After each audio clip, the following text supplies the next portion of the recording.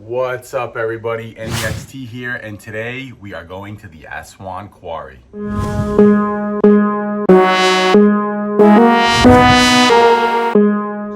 So we're here on the tour bus. We have the ADEPT Expeditions group with us. We're now on the way to the quarry, and this is all part of the Ancient Technology and Symbolism tour. We have Kayleigh with us from the popular History with Kayleigh YouTube channel.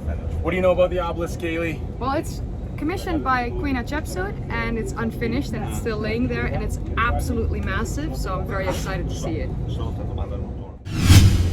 And we also have Jahannah James with us. Jahannah, what do you find most fascinating about the Aswan Quarry? What are you interested in seeing today? I want to see the test holes. And why? Because since I first saw it, I've realized that they have hieroglyphics in the test holes. I don't think I'm going to see them, but it shows you how long it took. So I just want to look at them again from perspective. Also, after Stephen Tasker's new research, I want to look at it through the eyes of Stephen Tasker. And lucky for you, we have Stephen Tasker on board. Stephen, what are you interested in the most? Exactly what Jahannah's interested in. How did they do the holes so perfectly vertical? I really want to see the base of the holes, and we can see the indentations at the bottom, see what type of tool they use. You guys are in for a very exciting ADEPT expedition. When I say ADEPT, you say expeditions. ADEPT! Expeditions! ADEPT! Expeditions! ADEPT! Expeditions! Let's go. You see the funny tower on the right hand side? It's on the island. This is our hotel. And for ages they never used this tower, but recently they made a nice restaurant or coffee shop, not coffee shop, bar, and it's a very nice place to, if you want to go up for a picture 360 degrees around the whole city with geologists. I really cannot imagine how they did it, really. Maybe Stephen can have a more, reflection on it on site, but it's just unbelievable. Unbelievable. So Kayleigh, what's the most interesting aspect of the Aswan Quarry for you? What are you excited to see here today? Well, of course, the unfinished obelisk. I think everyone comes here to just see that because it's so massive and no one knows how they did it. All right, everybody, so we're now here at the quarry. We're now about to begin our tour, starting with the unfinished obelisk.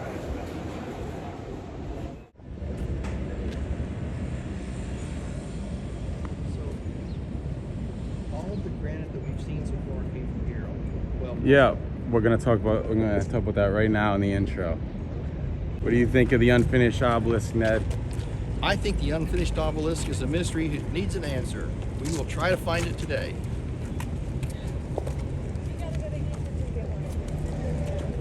All right, everybody, as you can see in the distance, what we are confronted with is the great unfinished obelisk, which has been failed to be removed from the quarry. Some 1,200 tons, single block of stone. This provides us with an example of how they were actually quarried. And you want to put in your consciousness the great mystery of how not only the stone is first removed from the quarry itself, but then transported somehow onto the Nile and then brought all the way down to many of the New Kingdom sites we've seen in Luxor. And so we're now going to proceed to go around. There's actually many mysteries here. Very excited to have Stephen Tasker here with us today. We're going to take a look at some of the anomalies, and if we can all just head over this way. Check out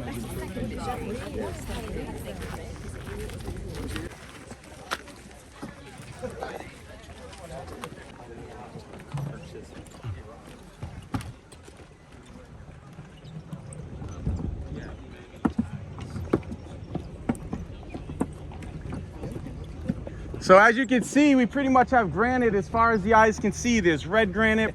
This is where all of the granite from ancient Egypt that is used in the architecture, the structures, it all comes from here. And again, we're some nearly 400 miles south of some of the sites you've seen so far.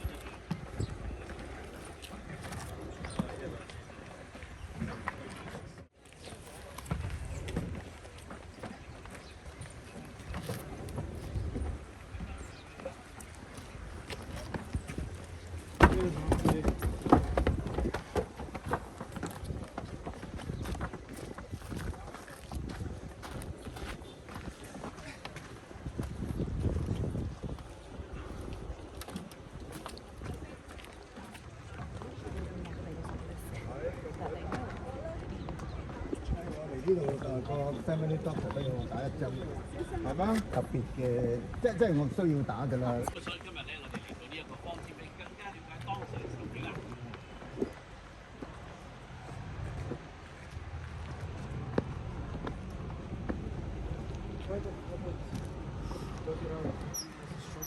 No, because look, you cracked that. Cracked. So like, what force would make this amount of granite crack that much? Like, what happened?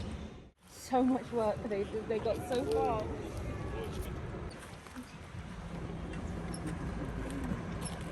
These are the scoop marks I was asking about the other Yeah, day. these Yeah. are the scoop marks that are supposed to be dolerite balls. You'll see even a better example of them at the end. We'll be able to go down.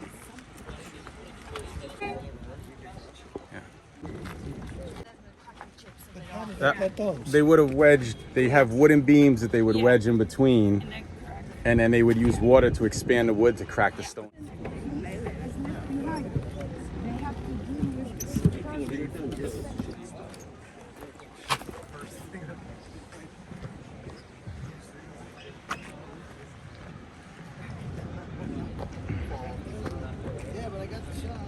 What do you think, Mushtaq?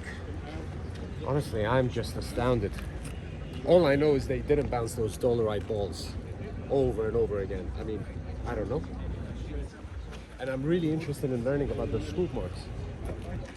Because those scoop marks, if you can figure out how this was done, I think you'll go a long way in figuring out how everything is done. The scoop marks down there. And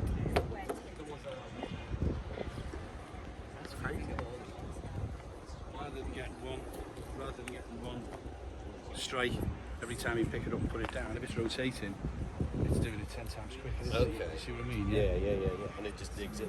And it digs it. But if the template's made of wood, and you've got a square hole in it, I believe Jahannah told me that there was do it a certain size. Yeah. Probably so big, you know. I don't really know off by hand. But as this drilling round, it would make the scoop mark, and then you would move over to the next one. Oh, and you just made it, you frame it down? See it down there. Oh, okay. See the way this scoop marks it in, reflected in some type of not random order. Right. Yeah. Right. But Jahannah's friend has analysed these with a scan, a LiDAR scan, and they come out to be an average size. So that looks to me like it's some type of preform. Right. Draw a grid.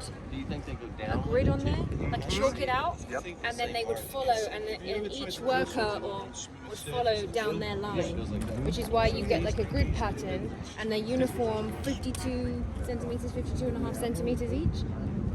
Yeah, but why would it go on top of the obelisk?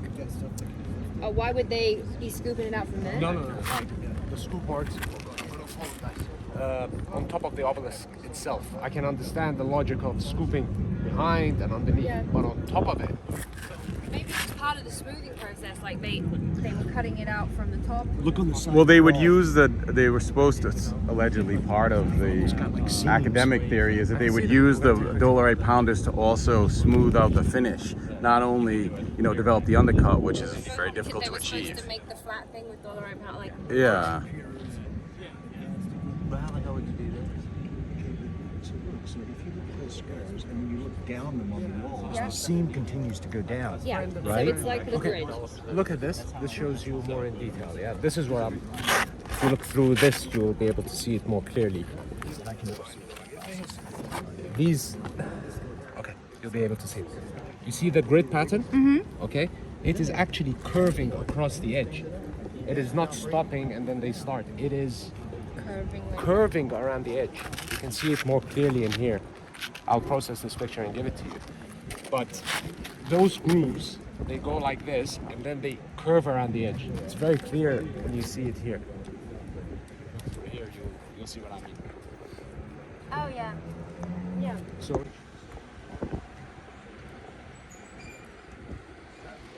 on every single one of them. Oh, all right. It goes to the top and then goes down. So if you're doing this manually, okay, why would you need, I would just stop there and then I would go down. Yeah. You wouldn't continue. This is like something like, I think if I'm looking at it through the eyes of Stephen's a theory, and they had a drill, like the dolerite was a drill bit, and they were able to like, yeah, smooth and scoop. Like a giant dentist drill. Yeah.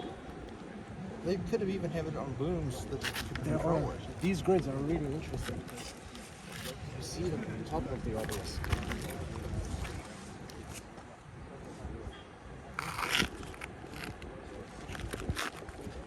I wish they'd left like a note or something. Instruction manual. Very selfish. There's not enough space to get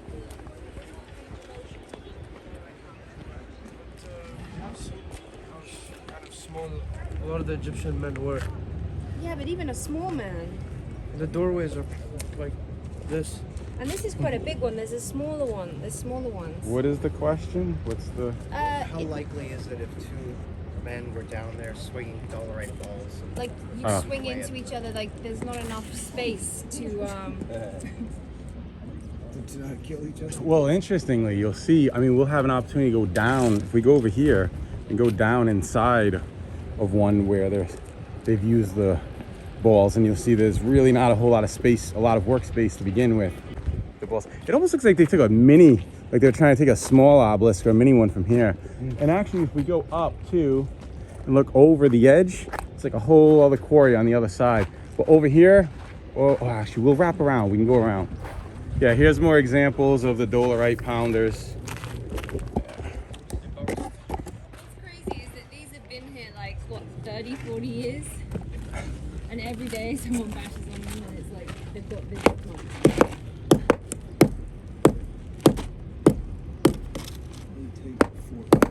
Whistle while we work. But this is also us today. Yeah, The we're ancient kidding, Egyptians, we're kidding. our consciousness has probably waned a lot since then. They probably had some sort of rhythm and unity with music and sound, There you go. that would have really got everybody into the groove. Now I'm just saying hypothetically. I mean, I No, don't that think makes it was all sense. done. Tribal drums or something. Oh shit. Man, do you need help? And I do agree, like over time you probably like figure out the best way to strike it and the Yeah. best points to strike it on and all that. So it's still difficult.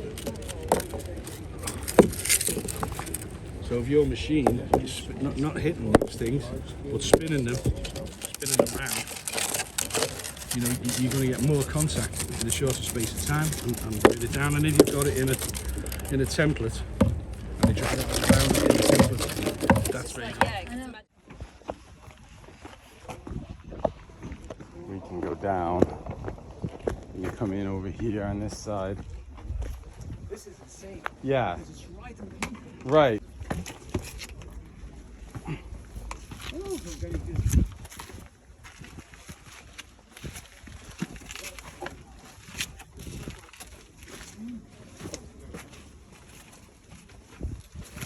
So how do you suppose this was accomplished underneath? I think on the wall here you can see like it's been an articulated arm that's come down because it's like an ever increasing angle that comes to here. Like to get the straight cut, and then you'll have undercut it from there.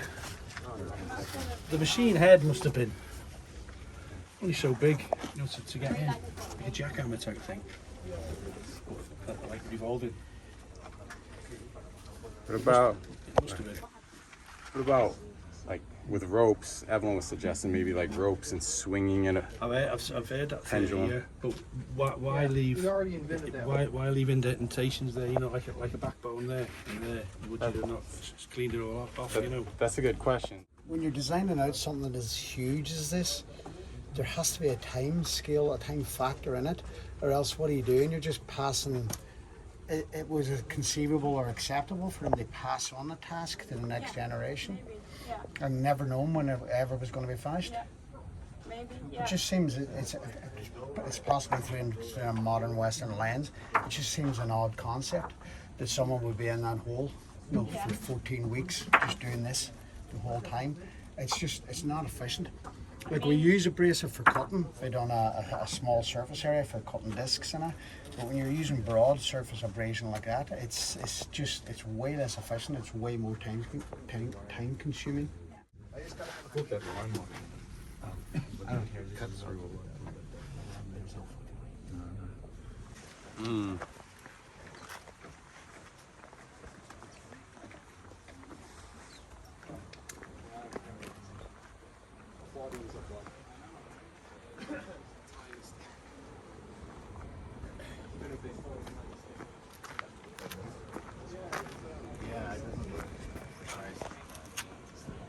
What I don't understand is why they would leave these ridges, even if they were doing it by hand. If it was like this, almost makes it seem like something they could do quickly, and it was just brrr, brrr. Because if you're going slowly and you're doing that by hand, why would you not move over? Everyone kind of shift at one point and then keep it the same all the way through, instead of making it like. I don't know, if you're in your garden and you have this angle like this. Oh yeah. What I've gathered from today's visit is that through a tiny little experiment we did before when we were pounding the dolomite balls, that if you can rotate them or rub them and use a liquid, or just water really, it creates a slurry which is more abrasive on the red granite. So more experimentation would be needed. Like it'd really be good if we could do that. I was saying if the way all these grooves are kind of like as if it was a person sitting there with a ball trying to chip that away, I don't get why they wouldn't move over as it starts building a hump. So it seems to me like it was something that was done much more quickly, like somebody you kind of just go through with some kind of machine and then you move over and do it again and then again, and then maybe later you bring in people to finish it off. But it just doesn't seem practical that you would be working with that and then leave all these humps all along the way, because all you'd have to do is move over a little bit and then work on that part. And the peaks would be the easiest to break down because the force would be magnified on those would chip apart much more easily. So I don't get why you would leave that part. But I don't know. I think it's actually possible to do this with this dolomite stone. We tried it and something happened. If you use water, or maybe they even use like chemicals, we don't know, maybe you can speed up the process to about 10x the speed we think they did it. I think this one could be done with the dolomite stone, so it debunked it a little bit for me. Yeah. I mean, think like if you with the ball, like to pound with the ball long enough to create these channels that are, maybe a meter across, 3 feet across. I mean, that's a lot of work just to get to the point where you can get down underneath it. I mean, I would think something like this would take, 5 years or more just to get to the point it's at, and they didn't even finish. So that's what doesn't really make sense.